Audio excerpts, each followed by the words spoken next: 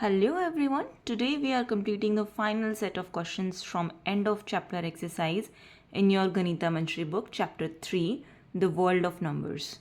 We have already done 10 questions. Now let's start with 11th question. Question number 11 is, without performing division, determine whether the decimal expansion of 18 by 125 is terminating or non-terminating.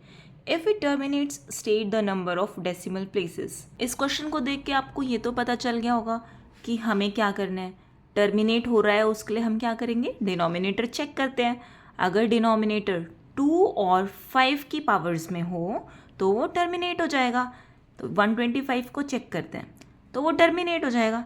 लेकिन कितने decimal place पे terminate होगा उसके लिए हम क्या करेंगे, चलो देखते हैं. फिर 18 बाई 125 है. 125 के हम अगर फैक्टर्स करते हैं तो आता है 5 इंटू 5 इंटू 5, दैट इज 5 की power 3. Since 125 is equals to 2 की पावर 0 इंटू 5 की power 3, the expansion is terminating. 2 की पावर 0 यानी कि 2 की कोई भी पावर्स नहीं है और 5 की कितनी पावर्स में है, 3 में है, तो ये टर्मिनेट हो जाएगा. अब जो हाईएस्ट पावर होती है ना, उतने डेसिमल प्लेसेस पे जो एक्सपेंशन है वो टर्मिनेट हो जाता है. ये रूल होता है कि number of decimal places is determined by highest exponent of 2 और 5.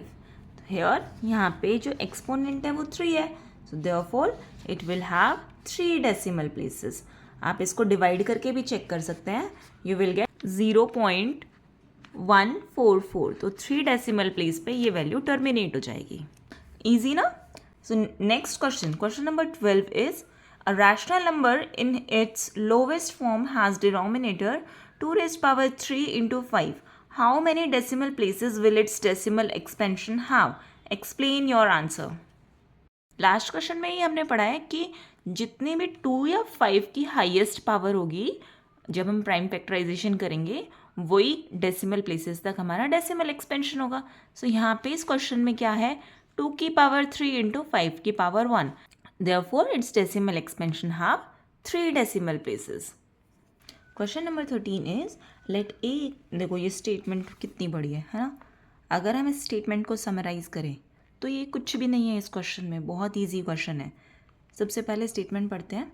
Late a equals to 7/12 and b equals to 5/6. Express both a and b in the form k1/m and k2/m, where k1, k2, m are integers and k2 minus k1 greater than 6. Using the same denominator m, write exactly 5 distinct rational numbers lying between a and b, keeping an integer numerator. Explain why the condition k2 minus k1 greater than n plus 1 is necessary to find n such rational numbers between two rational numbers a and b using this method. Statement को देख के डरना मत, कुछ भी नहीं है इस क्वेश्चन में, बहुत इजी क्वेश्चंस हैं. ऐसे क्वेश्चंस हमने किए हैं लेकिन स्टेटमेंट ऐसे बना दिया इन्होंने, पता नहीं क्या ही होगा इस क्वेश्चन में. देखो अगर हम इस क्वेश्चन की समरी करें तो ये होगा, ए की वैल्यू गिवन है और बी की वैल्यू गिवन है और इन दोनों को हमें k1/m और k2/m की फॉर्म में रिप्रेजेंट करना है और 5 रैशनल नंबर्स उनके बीच में लिखने हैं. हमने ऐसे क्वेश्चंस किए हैं ना जहाँ पे हमने 2 नंबर्स के बीच में 5, 6, 4 रैशनल नंबर्स लिखे हैं. बस यही करना है इस क्वेश्चन में भी. ए है 7/12 और बी है 5/6. हमें 5 रैशनल नंबर्स लिखने हैं तो हम क्या करते थे, 5 रैशनल नंबर्स लिखने के लिए 6 से न्यूमरेटर और डिनोमिनेटर को मल्टीप्लाई करते थे. अब देखो यहाँ पे 12 है, अगर हम 6 से मल्टीप्लाई ना करें, यहाँ पे 12 है, यहाँ पे 6 है, दोनों डिनोमिनेटर को पहले कॉमन बनाना पड़ेगा तो यहाँ पे भी 12 बनाना पड़ेगा. यहाँ पे अगर हम 12 बनाते हैं तो ये हमारा हो जाएगा 7/12 और ये वाला नंबर हो जाएगा हमारा 2 से मल्टीप्लाई करना पड़ेगा इसे, तो ये हो जाएगा 10/12. अब 7 और 10 के बीच में कितने नंबर्स आ रहे हैं, 8, 9 और बस 2 ही नंबर्स आ रहे हैं, तो ये वाली तो कंडीशन फेल हो गई. अगर हम इसको 24 बनाते हैं तो इसको 2 से मल्टीप्लाई करना पड़ेगा, 14/24 और ये हो जाएगा 4 से मल्टीप्लाई करना पड़ेगा, इस b को 4 से मल्टीप्लाई करना पड़ेगा, तो ये हो जाएगा 5 4 20/24, 14/24 एंड 20/24. अब देखो क्वेश्चन में एक और कंडीशन गिवन है कि ये k2 है, ये k1 है, k2 minus k1 greater then 6 होना चाहिए. तो 20 - 14 कितना होता है, इक्वल्स टू 6 होता है, ग्रेटर देन नहीं होता। तो ये कंडीशन यहाँ पे फेल हो जाएगी। तो हमें थोड़ा बड़ा और न्यूमरेटर, थोड़ा बड़ा डिनोमिनेटर और बनाना पड़ेगा। तो हम इसको डिनोमिनेटर को 48 बना दें। डिनोमिनेटर 48 कब बनेगा? जब इस नंबर को 4 से मल्टीप्लाई करेंगे तो ये हो जाएगा 28/48, और इस वाले नंबर को 8 से करेंगे तो ये वाला हो जाएगा, बी हो जाएगा 40/48। अब देखो 40 माइनस 28 ग्रेटर देन 6 आ रहा है ना, तो अब हमारी जो सेकेंड कंडीशन थी वो भी सेटिस्फाई हो रही है। लेट m इक्वल्स टू 48, यानी कि हम डिनोमिनेटर को अगर 48 बना दें तो हमारी दोनों कंडीशन सेटिस्फाई हो जाएगी। a इक्वल्स टू आ जाएगा हमारे पास 28/48, और यहाँ पे k1 की वैल्यू हो जाएगी 28। b इक्वल्स टू आ जाएगा 40/48, और k2 की वैल्यू होगी 40। अब 40 में से k2 माइनस k1 करते हैं तो 40 माइनस 28 12 आएगा, विच इज़ ग्रेटर देन 6। तो दोनों कंडीशन हमारी सेटिस्फाई हो गई। हम इन दोनों के बीच में 5 रैशनल नंबर्स भी लिख सकते हैं, और हमारा k2 minus k1 greater then 6 भी आ रहा है। Therefore 5 numbers between 7/12 and 5/6 are 29/48, 30/48, 31/48, 32/48 and 33/48। Question में आगे कह रहा है explain why the condition k2 minus k1 greater than n+1 is necessary. ये इसीलिए नेसेसरी है क्योंकि अगर ये ग्रेटर देन n+1 ना हो तो जितने नंबर्स हमें बोले गए हैं फाइंड आउट करने के लिए, हम उतने नंबर्स फाइंड नहीं कर पाएंगे। हमें उससे कम नंबर्स मिलेंगे उन दोनों रैशनल नंबर्स के बीच में। This condition ensures there are at least n integers between k1 and k2 to serve as numerator for the n rational numbers. Now let's move on to question number 14. Question number 14 is show that if x plus y plus z equals to 0 and xy plus yz plus zx equals to 0, then x, y, z must be 0. इस question को prove करने के लिए we will use identity. हमारी identity होती है एक x plus Y plus Z का whole square is equals to x square plus Y square plus Z square plus 2 into एक बार x को y के साथ मल्टीप्लाई कर दो, फिर y को z के साथ और z को x के साथ। अब जो वैल्यूज़ क्वेश्चन में गिवन है उनको इस आइडेंटिटी में सब्सटीट्यूट कर दो। x plus Y plus z क्या गिवन है? 0, तो यहाँ पे 0 लिखा, 0 का स्क्वायर। इसकी कोई वैल्यू गिवन नहीं है और ये वाली वैल्यू है, ये भी हमारी 0 गिवन है। तो 0 का square equals to x square plus Y square plus Z square plus 2 into 0, 2 into 0 0 हो जाएगा, ये भी 0 हो गया। तो x square plus Y square plus Z square किसके इक्वल आ जाएगा? 0 के इक्वल। अब देखो, क्या आप यहाँ से एक्स और वाई और जेड के बारे में कुछ बता सकते हो? अगर ये तीनों का सम 0 के इक्वल है तो क्या ये तीनों अलग अलग 0 के इक्वल होंगे? ऑब्वियसली यस, क्योंकि कोई भी स्क्वायर नंबर होता है, 0 बनने के लिए हमारे पास दो कंडीशन होती है, या तो दोनों नंबर 0 0 हो तब 0 आएगा, या फिर किसी भी दो का सम एक पॉजिटिव हो और एक नेगेटिव नंबर हो। जैसे ये 5 है, ये -5 है। अगर एक पॉजिटिव नंबर एक नेगेटिव नंबर का सम करें तब 0 आता है, लेकिन यहाँ पे तो ये वाले नंबर्स स्क्वायर है। तो अगर हम यहाँ पे किसी में भी नेगेटिव वैल्यू पुट करते हैं, क्या वो कभी नेगेटिव रहेगा? नहीं ना। अगर हम -5 का स्क्वायर करते हैं तो वो 5 ही तो बन जाएगा।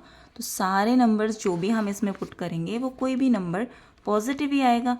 तो पॉजिटिव नंबर या नेगेटिव नंबर से तो ये कभी 0 नहीं बन सकता। तो हमारे पास दूसरी कंडीशन क्या बची कि सारों को सेपरेटली इक्वल टू 0 होना पड़ेगा, तभी ये इक्वल्स टू 0 होगा। Since the equation of any real number is non negative, only way their sum can be 0 is if each individual term is 0, यानी कि तीनों के तीनों अगर सेपरेटली 0 के इक्वल हो तभी ये इक्वेशन 0 के इक्वल हो सकती है। आई होप आपको ये क्वेश्चन समझ में आया होगा।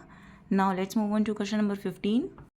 Question 15 is show that a plus b by 2 lies between a and b. Let a is less than b. Suppose करते हैं कि a जो है वो b से छोटा है। अब इस इक्वेशन में दोनों साइड a ऐड करते हैं, तो add a to both sides in equation 1. ये हो जाएगा a plus a, less than का साइन लेस देन का रहेगा, इक्वल मत लगाना, यहाँ पे लेस देन है तो लेस देन ही रखना। a plus b, a plus a is 2a, less than a plus b। अब यहाँ से अगर हम इस 2 को इधर ले आएँ तो ये हो जाएगा a is less than a plus b by 2। Let suppose this is equation 2। Now add b to both sides in equation 1। अब इसी इक्वेशन में पहले हमने ए ऐड किया, अब इस इक्वेशन में बी ऐड करते हैं। ये हो जाएगा यहाँ पे a plus b, less than का साइन लेस देन का ही रहेगा, और ये हो जाएगा b plus b is 2b, और a plus b as it is रहेगा। फिर से इस 2 को हम इधर ले आएंगे, तो ये हो जाएगा a plus b is less than b। This is equation 3। 2 और इक्वेशन 3 को जब हम कंबाइन करते हैं तो वी गेट a, देखो a था लेस देन था a plus b by 2, a less than b plus by 2, और यही वैल्यू b से छोटी है, तो यहाँ पे ये वैल्यू b से छोटी, इन दोनों को कंबाइन करने पे हमें ये इक्वेशन मिली। यानी कि जो ये वैल्यू है ये b से छोटी है और a से बड़ी है। It means a plus b by 2 a और b के बीच में लाई करता है। कोई भी नंबर हो, जैसे हमने लिया 1.5, तो 1 से तो बड़ा है और 2 से छोटा है ना।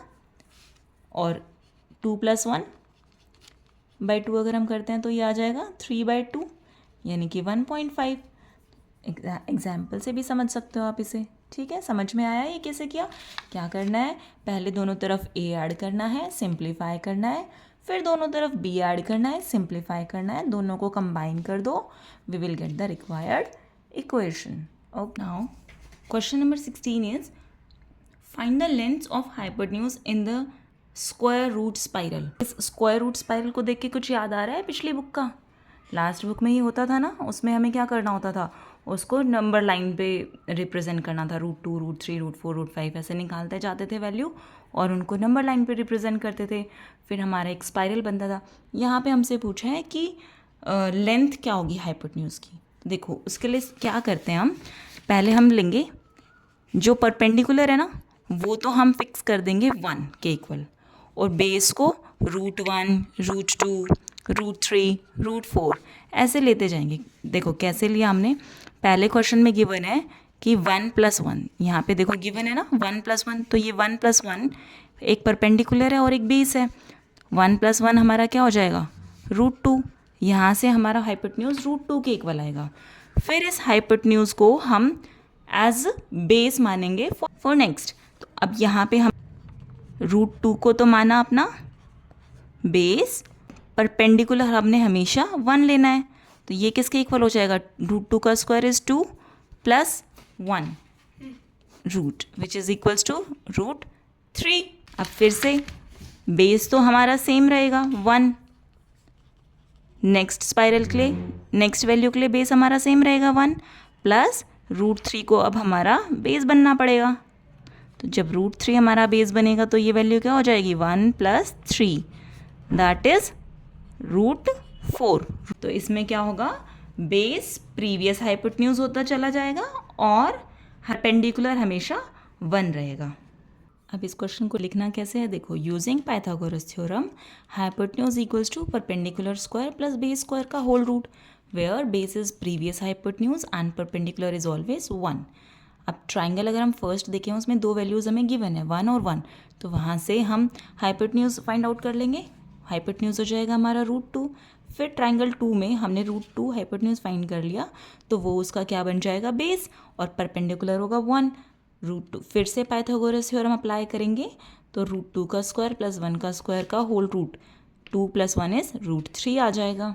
सिमिलरली इन ट्राइंगल 3 √3 हमारा बेस बन जाएगा और 1 हमारा परपेंडिकुलर होगा, तो इसको सॉल्व करने पे √4 हो जाएगा। ऐसे ही अगर हम सबको सॉल्व करते चलें तो continuing the spiral the lengths are √2, √3, √4, √5, √6, √7, √8, √9 and √10। ऐसे हम सारी वैल्यूज़ फाइंड आउट कर सकते हैं। और इसी के साथ let's wrap up this exercise. ये चैप्टर यहीं ख़त्म होता है। अगर कोई डाउट हो, कोई भी डाउट हो आपको इस पूरे चैप्टर में कहीं भी, आप प्लीज़ कमेंट करना and I will try to solve your doubt. If this helped you finish your homework or prepare for your exams, hit that subscribe button for more Ganita Manjari solutions. See you in the next chapter. And one more thing, how many of you are taking advanced math in your class 9th? Please do comment below.